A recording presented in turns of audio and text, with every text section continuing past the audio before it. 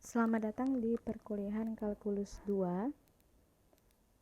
Jadi ini adalah pertemuan pertama di perkuliahan Kalkulus 2.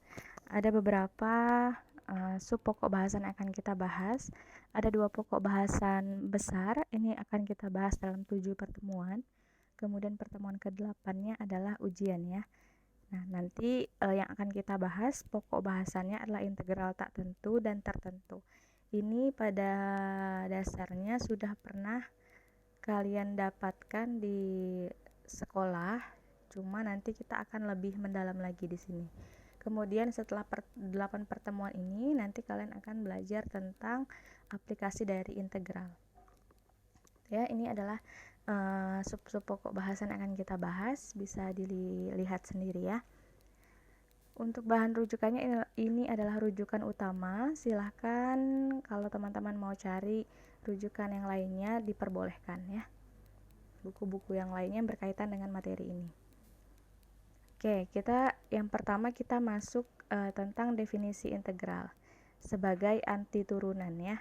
Jadi kalau sebelumnya sudah belajar tentang turunan, ini kita belajar tentang antiturunan. Nah, apa itu antiturunan?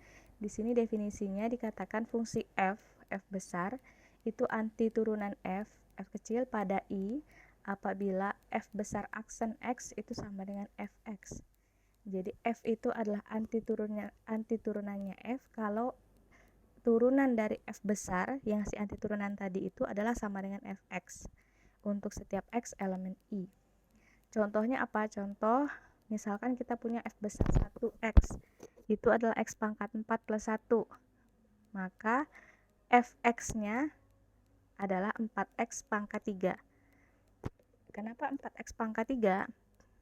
Ini sebenarnya bisa juga kita tulis f1x gitu ya. f1x karena ini f1. Kenapa? Karena ini sama dengan f aksen x ya. Turunan f1 aksen x. Turunan ini adalah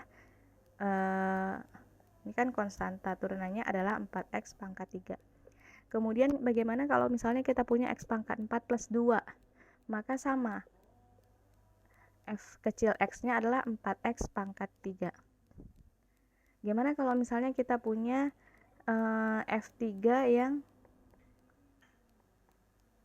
X pangkat 4 ditambah 100, maka sama F3X-nya itu juga sama dengan 4X pangkat 3.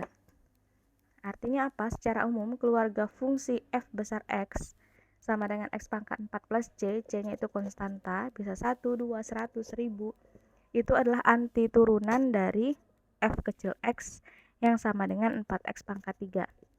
Ingat ya, yang disebut antiturunannya adalah yang si F besarnya. Ini seperti di definisi ini. Antiturunan dari fungsi F, yaitu ini. Nah, karena F besar aksen X sama dengan 4X pangkat 3 sama dengan Fx. Seperti itu. Atau contoh 1 juga dapat dinyatakan misalnya dengan kalimat yang berbeda soalnya. Tentukan antiturunan dari fungsi fx sama dengan 4x pangkat 3. Jadi ditanya tentukan antiturunannya, berarti kita diminta untuk mencari f besar yang memenuhi supaya f besar aksen x nanti sama dengan fx, yaitu 4x pangkat 3. Maka f yang memenuhi adalah f besar x sama dengan x pangkat 4. Gitu ya. X pangkat 4 plus C, karena C-nya bisa berapapun tadi. Nah, ilustrasi dari fungsi tersebut nanti pada dasarnya ini kan X pangkat 4 ya, yang garis biru, yang si F besar X-nya.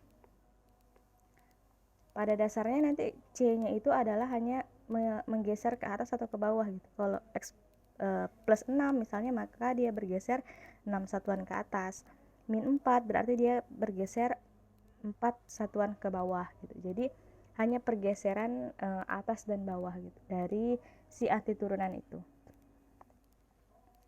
Nah, ini ada contoh yang kedua, tentukan antiturunan dari fx sama dengan x kuadrat. Nah, silakan coba teman-teman coba kira-kira berapa antiturunannya ya. Berarti mau dicari f besar x-nya itu berapa. Artinya harus kita cari f aksen x yang sama dengan x kuadrat, yaitu sama dengan fx. Nah, berapa kira-kira f besar x-nya? Nah, setelah kita belajar tentang antiturunan, baru kita masuk ke integral tak tentu. Nah, hubungannya apa? Hubungannya adalah keluarga fungsi antiturunan dari fx itu disebut integral tak tentu dari fx dan dilambangkan dengan integral fx dx.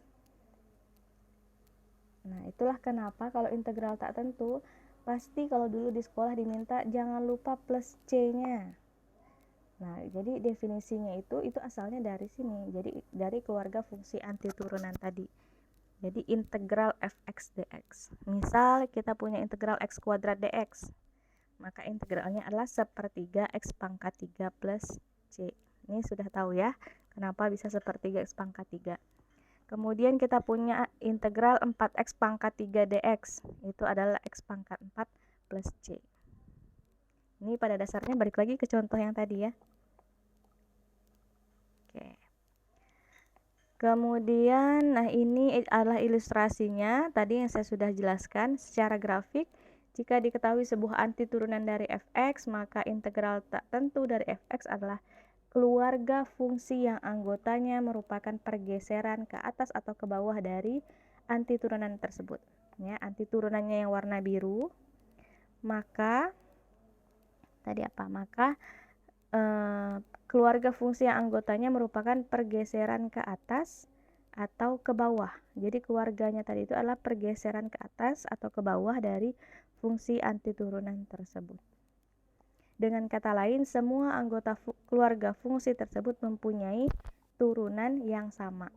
Ya, jadi kalau ini diturunkan, hasilnya adalah 4x pangkat 3. Kalau ini diturunkan juga hasilnya 4x pangkat 3.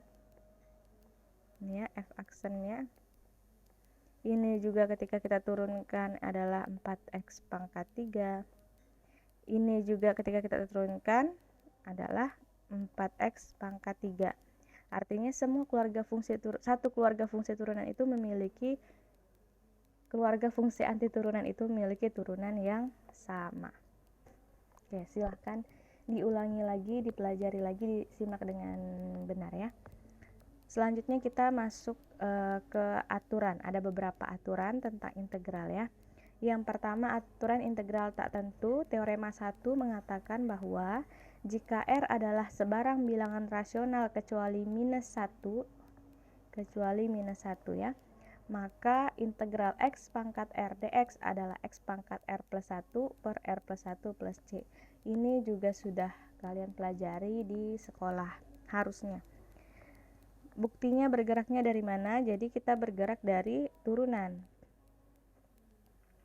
Nah, kalau kita lihat kita bergeraknya dari sebelah kanan ini ya. Jadi x pangkat R plus 1 per R plus 1 plus C dicari turunannya. Ini kan dx notasi turunan.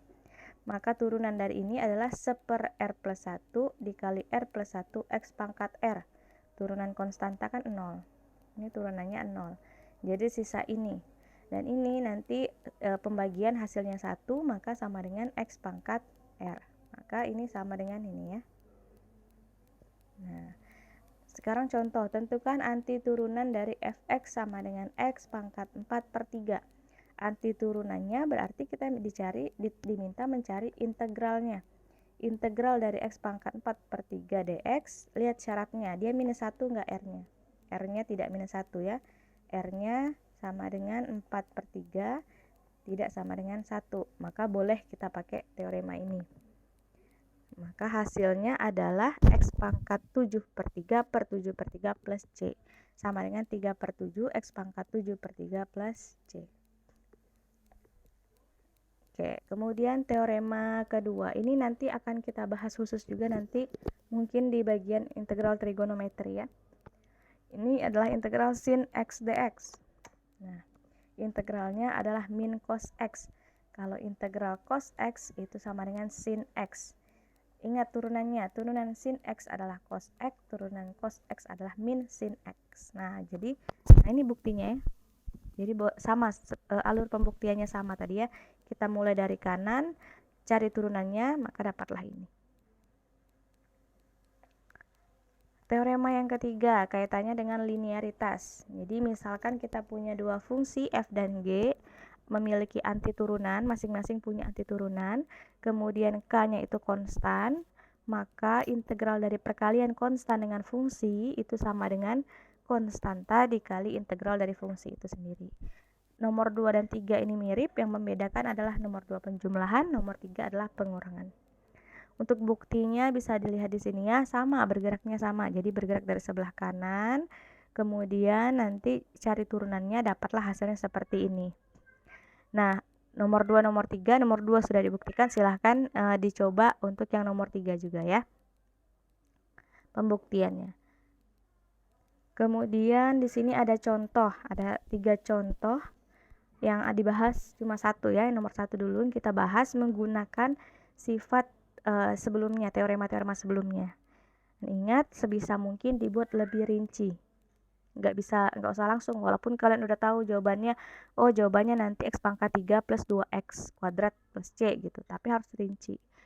Nomor 1, baris pertama, misalkan dari sini integral 3x kuadrat plus 4x dx, maka kita gunakan sifat yang mana? Sifat linearitas penjumlahan ya, yang ini, nomor 2. Misalnya kita tulis, atau lebih baik kita tulis di sini, teorema 3.2. Ini tujuannya untuk mengingat.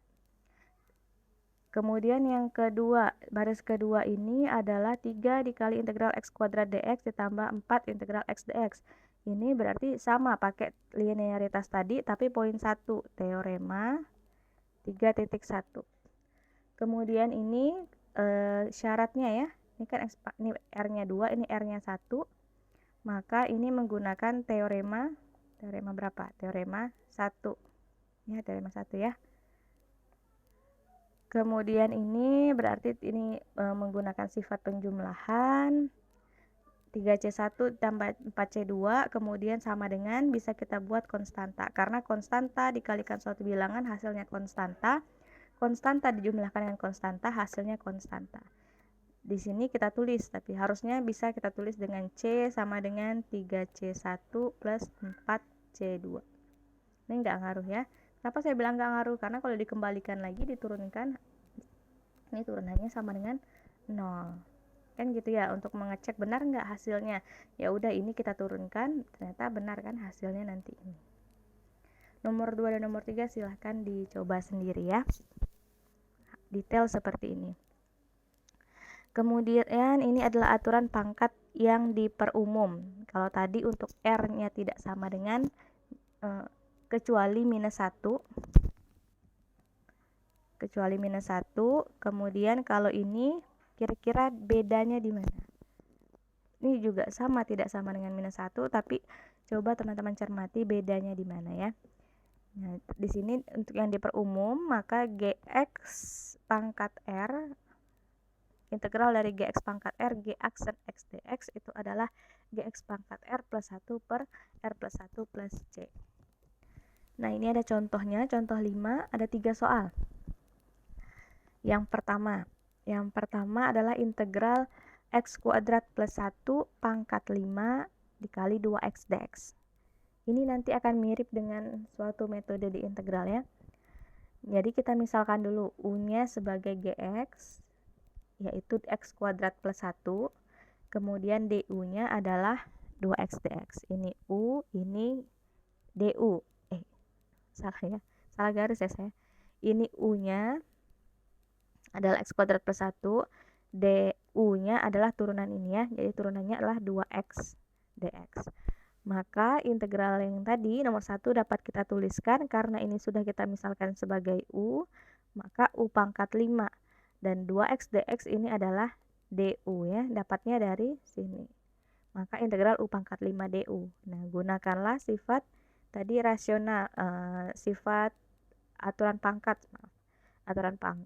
teorema 1, maka dapatnya U pangkat 6 per 6 plus C. Kemudian U-nya kita kembalikan lagi ke sini, dapatlah X kuadrat plus 1 pangkat 6 per 6 plus C. Oke ya. Untuk nomor 2 dan nomor 3 silahkan teman-teman coba sendiri. Oke Oke, untuk materi ini yang pertama definisi dan sifat integral cukup sampai di sini. Silahkan teman-teman pelajari, pahami benar-benar konsepnya dan kerjakan contoh-contoh soalnya ya. Sekian, semoga berhasil. Terima kasih.